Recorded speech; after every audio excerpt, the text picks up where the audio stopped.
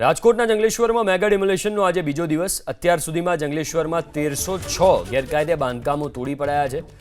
જંગલેશ્વરમાં 87% ગેરકાયદે બાંધકામો દૂર કરાયા। ગુનેગારોએ બનાવેલા ગેરકાયદે અડ્ડા પણ જમીનદોસ્ત કરાયા છે, ધ્વસ્ત કરાયા છે।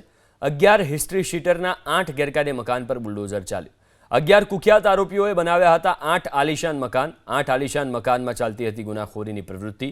આરોપીઓ કાંઠાના વિસ્તારમાં ઓરડીઓ બનાવીને ભાડે આપતા। ગેરકાયદે બનેલી 97 ઓરડી સહિતના બાંધકામો પણ તોડી પડાયા। જે તમામ મોટા મોટા હિસ્ટ્રી સીટર બુટલેગર ટપોરી માણસો છે એ પોતાના આલિશાન મકાનો બનાવીને જંગલેશ્વરમાં રહેતા હતા અને નાની નાની ઓરડીઓ નદીના પટમાં બનાવી એ ઓરડીઓ નાના માણસોને ભાડે ઉપર આપતા હતા અને ભાડું ઉઘરાવીને આ ભાડાની રકમ ગુનાખોરીમાં વાપરતા હતા। અને ગુનાની વાત કરીએ તો જંગલેશ્વર વિસ્તારમાં છેલ્લા 8 વર્ષમાં 61 હથિયારોના કેસ થયેલા છે, જેમાં 64 આરોપી છે। 52 લાખનો ડ્રગ્સ પકડાયેલ છે, જેમાં ગાંજો, હિરોઈન, ચરસ, ડોડા ઇત્યાદિ છે। એમાં 53 આરોપી છે।